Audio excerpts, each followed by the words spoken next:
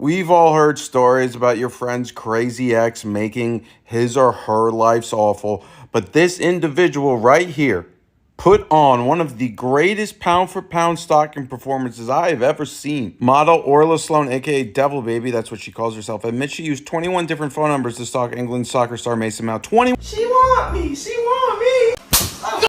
Okay, I don't know if you guys saw that stuff with the OnlyFans model, but I think it's crazy, like, what social media can do to a person, like making them feel like they're perfect and they can get anyone. And this is the stuff with social media, like, you live a life separate from the real stuff.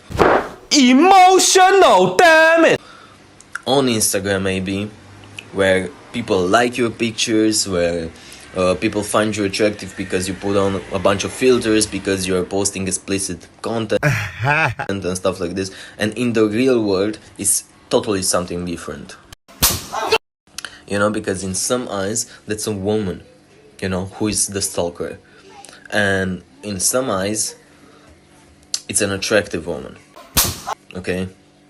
So, for some people it would be a privilege, like I'm getting stalked by an attractive woman. But some men, guess what? Some men out there just don't want to be stalked, okay? Okay. You can be as hot, like the hottest person on earth. For me, and this is just based for me, if I don't like your personality, and this is the thing when I date, when I usually go dating, I look for personality, future with that person, looks. That's why he's the GOAT! Okay? If those things don't combine together and make a good recipe out of it, I just don't want it. You can be as attractive as you can, and I can have no conversation with you, and I'm not attracted to you. I'm here to tell you right now, we care. Let me tell you. Need men? I don't personally think so. I'm doing fine without them.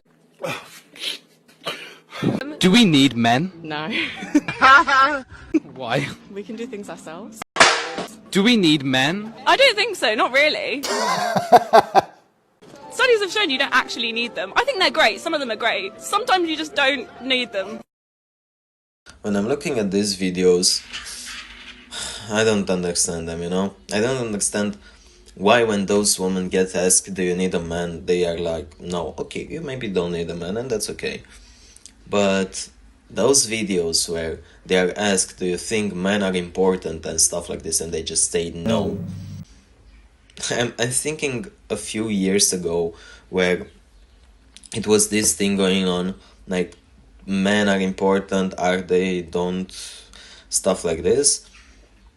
And I remember one guy saying this, and this is from the song Man's World. Like, it's a man's world, okay, but it would be nothing without a woman's heart. What do you mean by that? And this is so beautiful to say, and this is the correct answer to say. And people are just not appreciating it. They just want to fight with each other, you know? Maji. Build the world that you live in. Oh, okay. Who built that house or apartment you live in? Was it a crew of women? Who designed the metal work? Who put in the floor, the plumbing, the electrical system, the heat? Who put that in? The car you drive, was that built by a crew of women? So women are not capable of doing none of those. Excuse me, because we're given a choice, because women are free today, right? And why don't we see 51% of the construction workers as women? Maji. Why don't we see 51% of the plumbers, electricians, military, train operators? Because when given an opportunity, women segregate themselves into more comfortable positions. Ding, ding, ding. And do the dangerous work. That's why he's the GOAT! So first of all, he was right. And rest in peace, brother. And he will be right forever, you know, because there will always be this extreme feminist woman who will think like, we don't actually need both genders. And they just are so blind because they can't look around them and see that mostly things that are made around them are made by men, okay? Maji. Even the phone, even the social media that you scroll on TikTok, Instagram, you know, that stuff is made by a man. And they don't understand it, and they don't understand the correct answer of this question. Do we need men? Yes, like we need women, you know? This mother don't miss. That's why I don't do breaks. And every relationship that I was in, whenever it was time to like take a break, I was like, nah. I'm like, we either break up or we fix it. This mother don't miss. I'm not gonna take a break to do what? I'll go stay at my parents, at my brother's, at someone else's crib for a bit, and we could still talk. What do you want to break for? What is that gonna solve? Oh, I want to break. By the way, I'm going on a trip. Oh, Miami. Sensational. Oh, spring break. You know what I'm saying? So Yeah, about that. drama. Same here, guys. I just don't do breaks. I don't understand breaks. If your girlfriend said something like this, like, hey, let's take a break. She belongs to the streets. Let's take a break forever. Okay? Let's not just take a break. Let's take a break forever. That's the good thing. Because if she brings up the stuff that she really wants a break, that means that something in that relationship is not working well. Or she is not attracted to you anymore. Okay. So the best thing is to just don't delay the ultimate stuff, you know. Just don't delay the ultimate response of just breaking up. Because this reminds me of a short story of one of my friends who agreed to a break, you know. And he found out, they got back together after the break, and he found out like 5 months into the relationship that she was actually cheating on him the whole time. Like, he found out she was basically going into clubbing with her friends. She even made a Tinder account while she was on the break with my friend. Ah, what the And the guy was at my place basically every day when they were on a break, and he was drinking as crazy. Like, I remember the first couple of weeks he was drinking from the morning to the night. Just I couldn't stop him drinking. I had to kick him out of the house because he was keep on drinking, passing out, because he was sinking his sadness in alcohol, and she was out just cheating on him. It's an evil world we live in. What happened after she had her fun in the clubs? They got back together. Just to break up forever after like 5 months, I believe. I believe it's 5 months, yeah. Just a waste of time. Maji. Just a waste of time. Don't do this. Like, don't do this. If they want to break up forever. It's a good choice. How do you rate yourself on a scale of 1 to 10? I personally would rate myself a 10. I think I'm a 10. Because I really think I'm pretty. I think I'm a 10. I know I'm a 10. Man, I'm confident that I'm a 10. I'm a 10. man, chill. Good for you. I'm a 10. I'm fat, but I'm a 10. Wise, I'm probably like a 6. Personality wise, 10. Oh, I'm gonna go low. I'll go 2. I don't give. That's why he's the GOAT. 10. 11. I would say I'm an 8. Solid. 10. You gotta believe in yourself. 10. Sensational. Like, if I'm being honest, I think I'm an 8. Maji. 10. 10. 10. Without a question. No. BMS, babe. Broke my scale. Broke my scale. Please, sir. I want some more.